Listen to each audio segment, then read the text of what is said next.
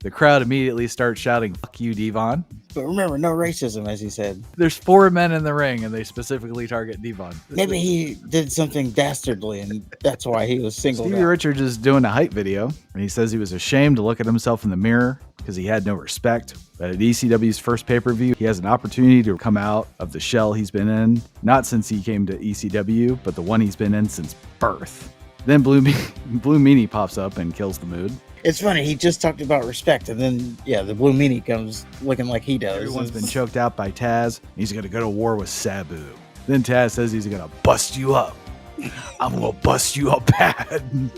Taz says if he was Sabu, he would. Okay. The table piece, the chair, the chain, the brass knuckles, the title belt, the timekeeper's bell, those weren't enough to stop Pitbull, but a single belly-to-belly suplex. But a wrestling move grabs a handful of streamers from earlier. Turns out Sandman hid barbed wire in the streamers, which that's some shit. Like, how you gotta just assume the crowd's gonna throw streamers at the Japanese? He tries to do a tornado DDT. It's blocked. He ends up going through the table all by himself. Bill Alfonso just starts talking shit. That'd be the worst part. You're sitting there, your ass is kicked, and then you have that fucking little lisping bastard. Where you at, Sabu? Come on, Sabu! And his damn whistle.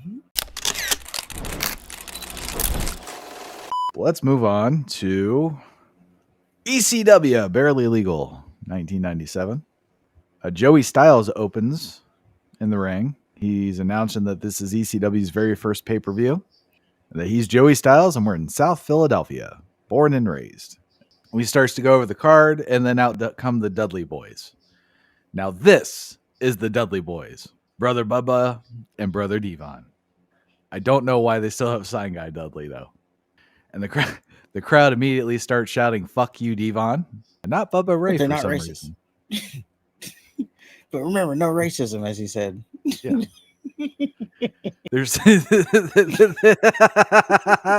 There's 4 men in the ring, and they specifically target Devon for some reason. Yeah. Maybe he did something dastardly, and that's why he was singled out. Speaking of Bubba, he chases Styles out of the ring, which I thought was kind of funny. And then Devon gets on the mic, tells the crowd to shut up and bow down to him. The crowd, of course, refuses Devon's request with more profanity. And then Devon says the fans are no good, inbred, illiterate pieces of garbage. Oddly specific insults. And then says, as far as he's concerned, it's now time to testify. Then the pay-per-view officially begins. The opening music video they played was 1,000,000 times better than anything we've seen thus far from WCW, which is saying something. Yep. And now we're back in the ring. The Dudley Boys are still there. I don't know. Some fat guy's doing the announcing in a deep, stagey voice.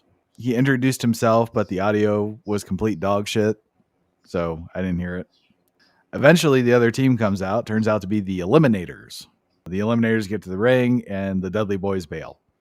Sign Guy Dudley approaches the Eliminators from behind and proceeds to deliver vicious sissy slaps. Eliminators turn right around and destroy the guy with total elimination. The Dudley Boys use the distraction to jump the Eliminators, and then Bubba Ray delivers a Bubba Bomb to Cronus after shouting, "Motherfucker!" Dudleys take control.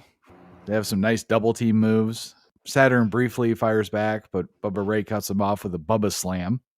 Dudleys try to 3D Cronus. Saturn makes a save by pushing Devon out of position. Cronus hits Bubba Ray in the face with a spinning heel kick. And then the Eliminators overwhelm the Dudleys with their karate. Then they take forever to do a twisting stereo splash spot. Dudleys end up fleeing to the floor, trying to regroup. The Eliminators take turns doing fancy moonsaults from the ring. Everyone gets back in the ring. Eliminators take control with overly choreographed offense. Like, they'll do some kick, and then they'll take like 5 minutes to do whatever maneuver from the top rope. It's really weird. It's very Cirque du Soleil. Eliminators won with total elimination. I guess this was for the tag titles. Yep. And after the match, the crowd wants the Eliminators to fuck up the announcer. Even though the Dudleys have already left defeated, the Eliminators are inches away from the announcer with the tag titles. He declares the Dudley Boys the winners for some reason. Yeah, he said something about his scoring system. Okay. So then the Eliminators fuck up the announcer. I don't know. I didn't like how they just do something and then they would like both get on the top ropes. It took forever to set up and then they'd like look to the crowd and I didn't like it. That's fair. I was surprised that they actually won. I wasn't, because Devon was part of the other team. Can't have him win. Not yet, at least. Let me cut to Joey Styles again. We need to tell Joel Gertner's parents he isn't ever coming home, I guess. I guess that was the fat announcer. He's going to play a big role in the Dudleys, from what I remember. When I first started watching ECW pay-per-views, yeah, he was a big part of the Dudleys, getting the crowd all worked up, getting their heel heat. I wonder how it's going to play out on Peacock. Because he used to do a lot of sexual stuff, a lot of penis stuff, talking about making women wet. I don't think it's going to go too well. Seeing as when Saturn came out and he flipped the fans off and they blurred that. Well, Joey Styles says there's going to be a 3-way dance, and the winner gets a shot at Raven for the ECW title. And one of the contenders is the Sandman. Then they play a Sandman hype video. Now, this one was more on WCW's level. Yep. And it cuts back to Joey Styles. He's in another part of the arena, which I thought was kind of funny. It's like he ran.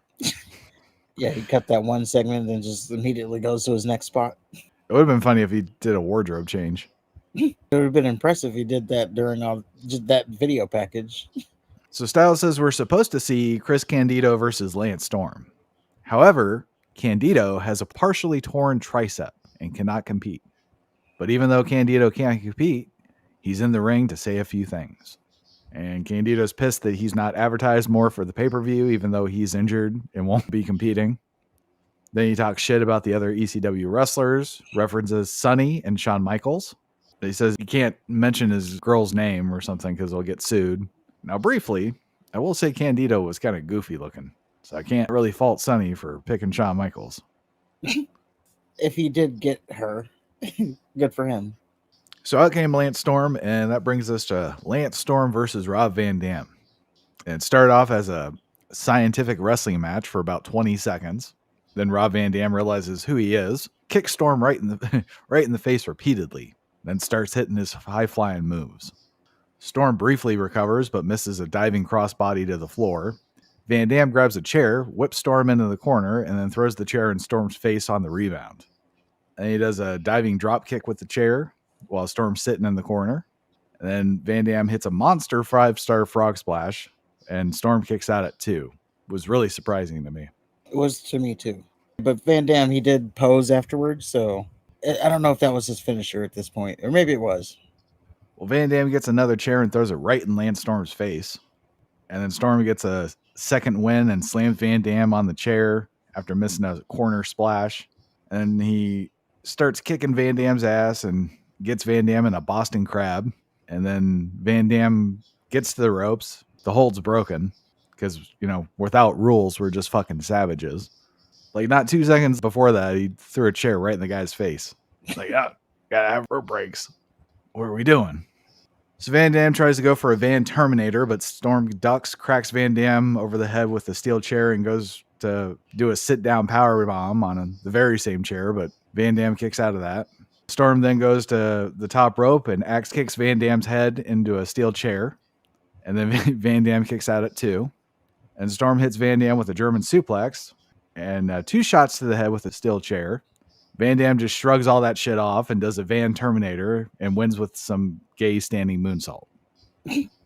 After the match, Storm tries to show respect. Van Dam says he doesn't give a shit. He says he's too good to be an injury replacement for the pay-per-view. And after beating Lance Storm, Van Dam's value has increased in ECW and elsewhere. So he's alluding to going to WWE. Yep. He even threw out, "I love working Mondays," which is way too early for him. Well, it cuts back to Joey Styles. He says, Michinoku Pro Wrestling has a treat in store for us. Somehow, they have fused Japanese pro wrestling with lucha libre. And we get to see a sampling of that in the form of a 6-man tag team match. So we get Terry Boy, Dick Togo, and Taka Michinoku versus the Great Sasuke, Gran Mamata, and Gran Naniwa.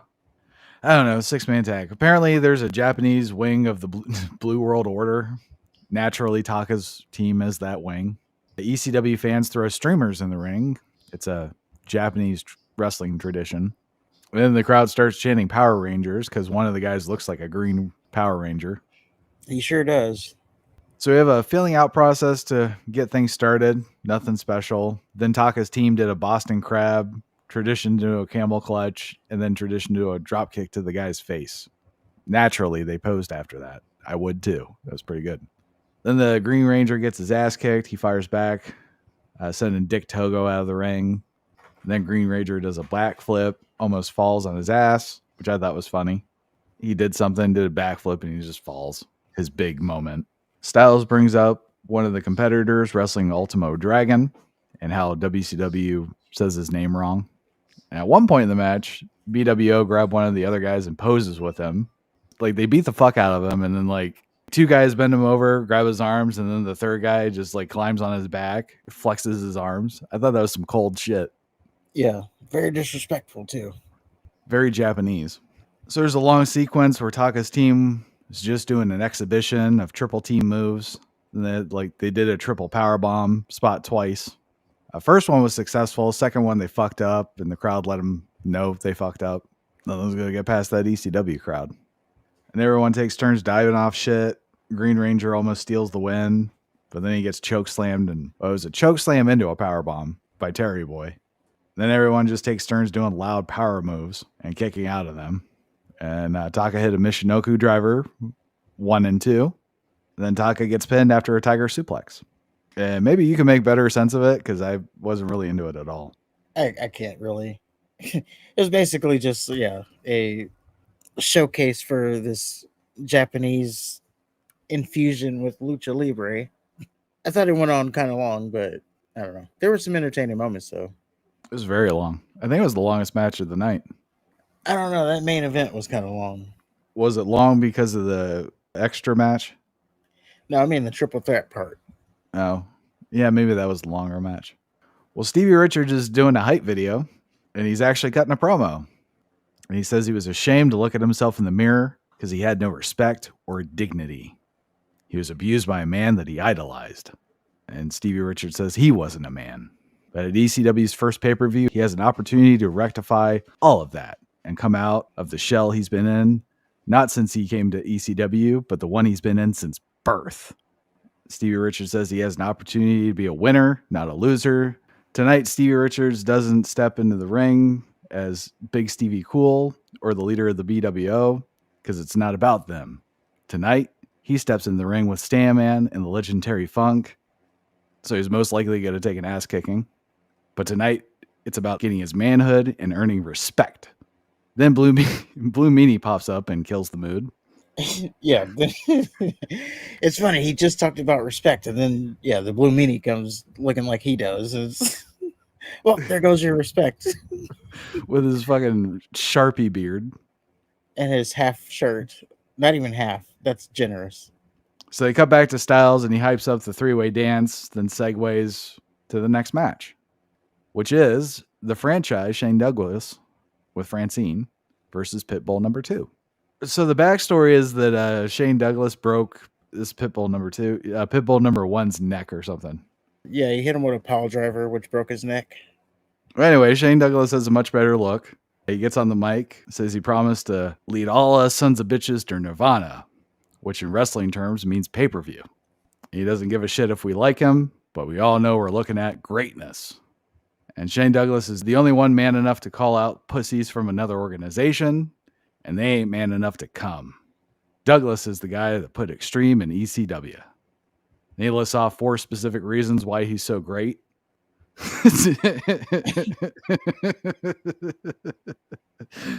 He said he'd win the title and did, and broke Gary Wolf's neck too.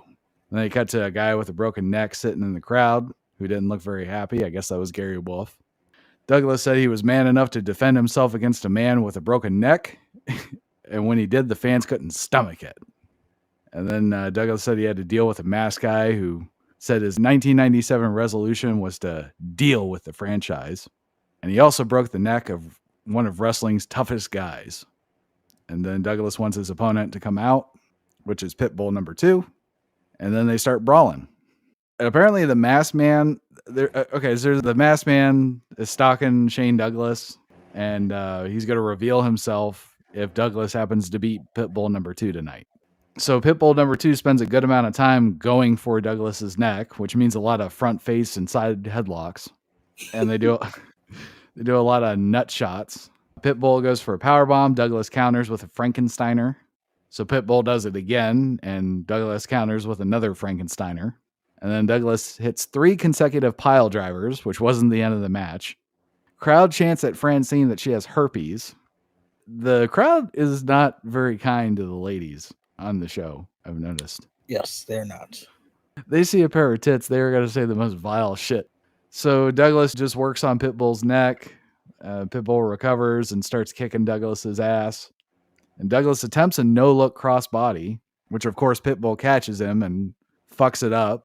Like, he puts him down and picks Douglas back up and does the worst fall-away slam to Douglas I've ever seen in my life. And he flies out of the ring through a couple tables. Pitbull starts kicking Douglas's ass ringside. The other Pitbull jumps the guardrail and wails on Douglas, and then he's taken away by the Riot Squad. The Pitbull that's wrestling grabs a guardrail and attempts to slam Douglas on it. Douglas reverses it and attempts to do the same, but the guardrail falls over, so it's just a normal slam. Then Douglas tosses Pitbull out of the ring and tosses the guardrail on him. And Douglas does an atomic drop to Pitbull on the guardrail and whacks him with a chair. They get back in the ring. Douglas wails on Pitbull, and Pitbull just decides to hulk up. And crowd at this point tells Francine she's a whore. This is a high point of the match. And all the crowd wants to do is let Francine know that she is a whore. So Douglas goes for their top rope again. Pitbull catches him, tries to do a superplex, but Douglas pushes Pitbull off, and he dives and eats a last-second dropkick from Pitbull. And then Pitbull starts building a head of steam, hits a power slam for 2. Francine, tired of watching her guy get his ass whooped, hands Douglas something. Turns out that they're allegedly brass knuckles. And Douglas hits Pitbull twice with them, then breaks a piece of table over his head. Pitbull kicks out.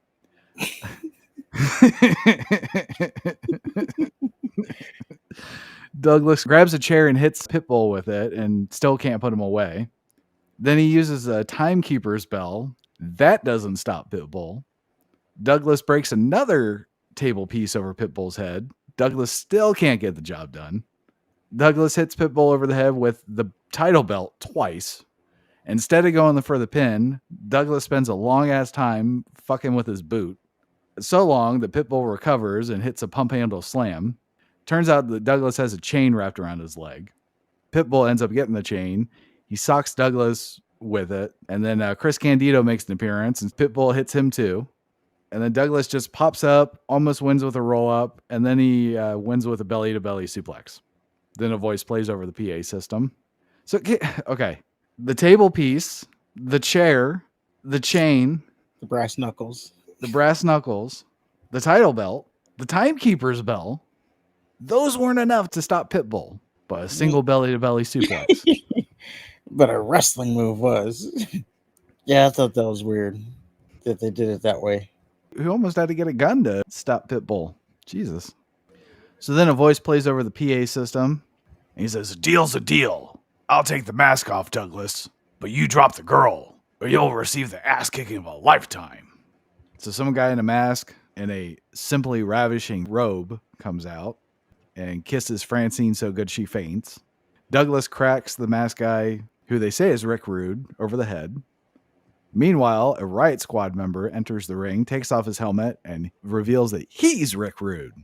The mask guy who kissed Francine was none other than Bulldozer Brian Lee. Remember Bulldozer Brian Lee? I don't. Douglas got his ass kicked. So, Rick Rude is part of ECW. It's interesting. I like Shane Douglas's not new look, but I like that he has a little bit more attitude, I guess. I don't understand all the foreign objects not leading to the finish, though. Yeah, that was crazy. Well, Raven does a thing. He's sitting on some stairs. And he says the entire world is tuning in to watch Terry Funk win the triple threat match and face him for the ECW title. 90% of those fans will watch a bitter shell of a has-been gain the most prized trophy. 10% came to Rage Against the Machine and see Raven win. So, some Steiner math. Yeah. I was like, 10%? That seems kind of high. And then he said, quote the Raven, nevermore. Taz does a promo. He says he's done talking to Sabu. He's waited his whole life for a match and an opponent just like Sabu. They hate each other, and Taz wouldn't have it any other way. They're going to put each other through hell, and Taz loves it. Everyone's been choked out by Taz, and he's going to go to war with Sabu. Then Taz says he's going to bust Sabu up. I'm going to bust you up. I'm going to bust you up bad. Taz says if he was Sabu, he wouldn't be. I enjoyed that whole little promo. I did up until the I'm going to bust you up. Then I just started laughing. I couldn't take him serious. True. But yeah, I liked it. And then, I liked the line where he's like, I have to choke you out. There's no other option. And then at the end, he was like, if I was you, I wouldn't be. I love that line too. So we have Taz versus Sabu. I don't know if it was a good choice having Taz come out with a group of guys that are taller than he is. Well, they weren't as big as him, though. I don't know. Sabu didn't even wait for his music. Then they have a face-off. Taz stands completely still. Sabu looks like he has to piss. And then they just start trading blows. Taz levels Sabu with a clothesline, goes for a Taz mission early. Sabu becomes the first man to block it.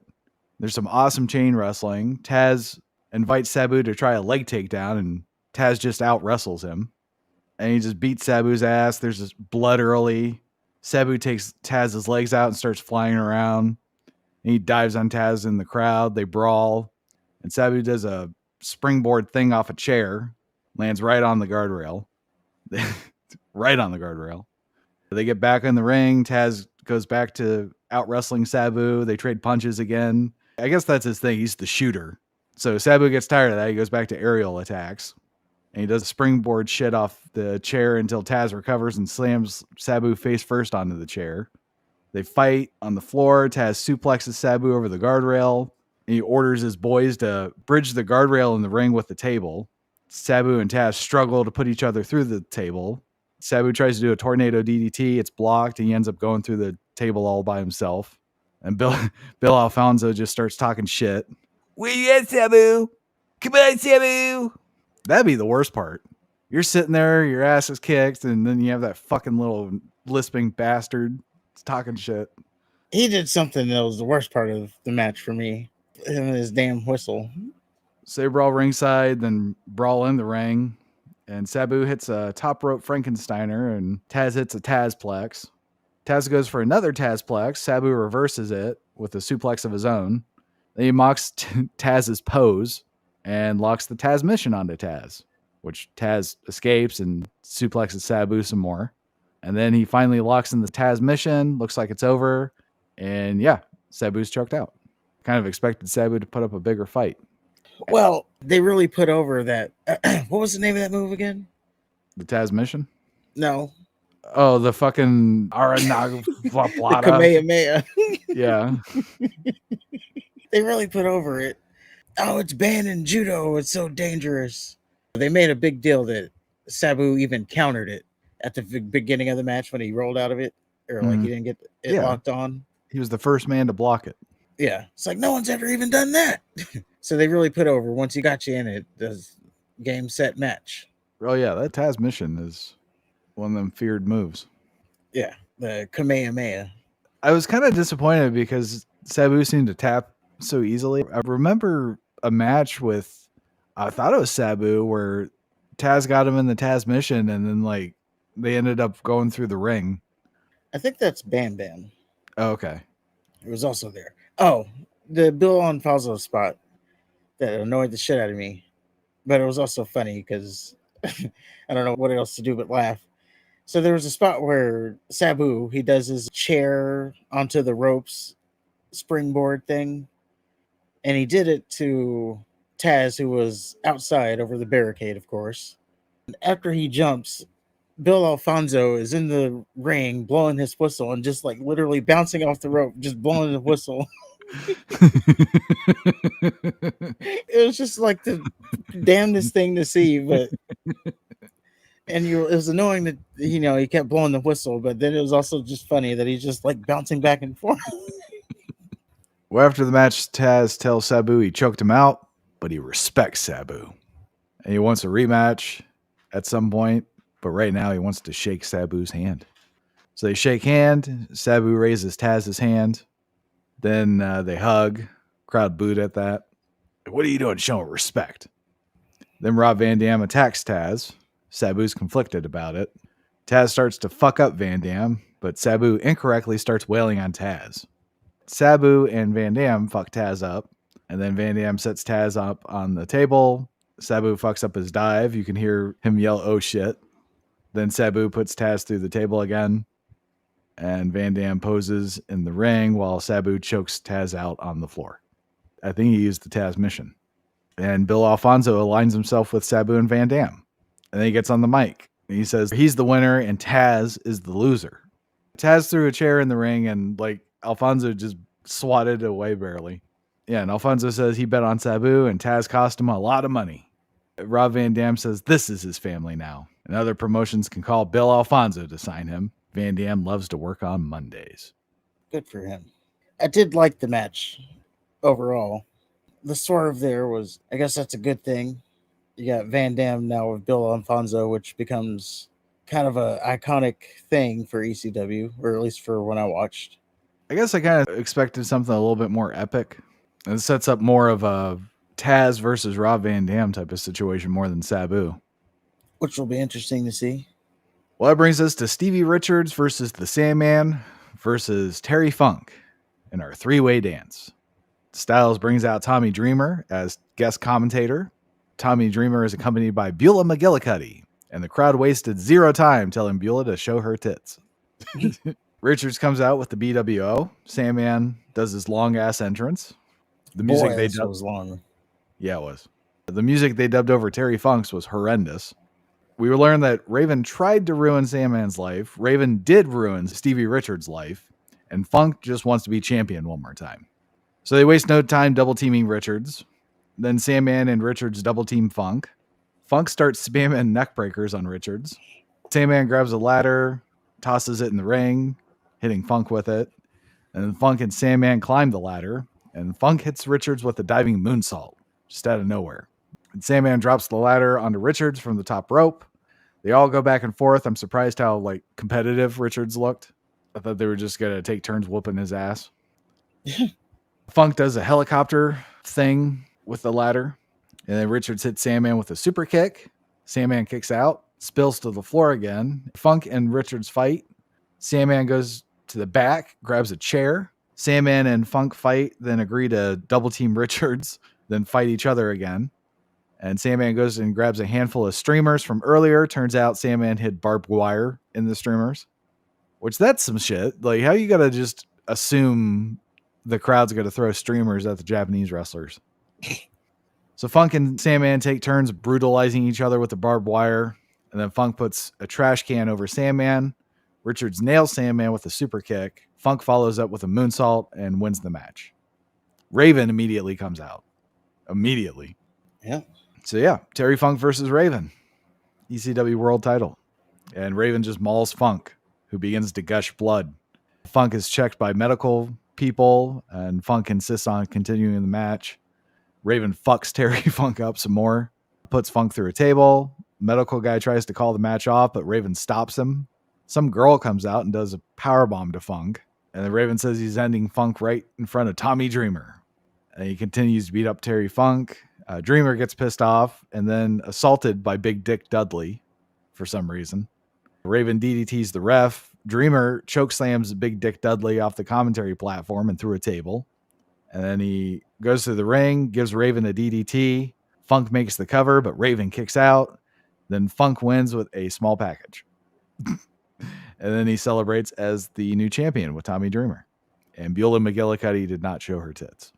She didn't. But shocker turnout there in the fact that Terry Funk, well, first that he won the triple threat and then that he won the title.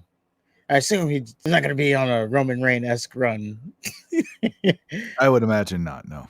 He'll either defend it at the next pay-per-view or we'll have a new champion by the next pay-per-view, is my guess.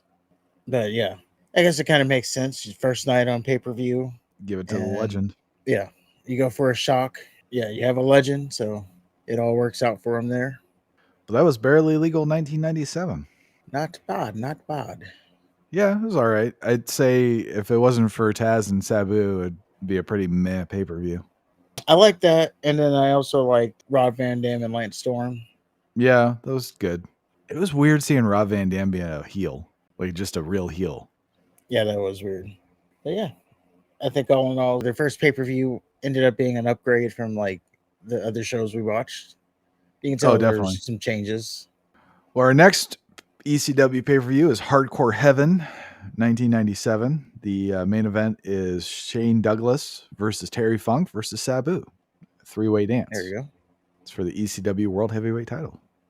But before that, we have WCW's Great American Bash, 1999. We're in Baltimore, Maryland. It's the 9th Great American Bash, the 7th in Baltimore. 9 matches were contested at the event. The main event was Kevin Nash versus Randy Savage for the WCW World Heavyweight Championship. Other matches were the Jersey Triad, which was Diamond Dallas Page and Chris Kanyon. I believe Bam Bam Bigelow was also a part of that. They faced Perry Saturn and Chris Benoit for the WCW Tag Team Championship. Sting wrestled Rick Steiner in a Falls Count Anywhere match. Ric Flair and Roddy Piper fought each other over who gets to be WCW president again. And it doesn't matter, though, because apparently Bischoff can just come back and reverse the decision and fire the loser. Yes, with no power. But apparently it didn't stick because Ric Flair's still there.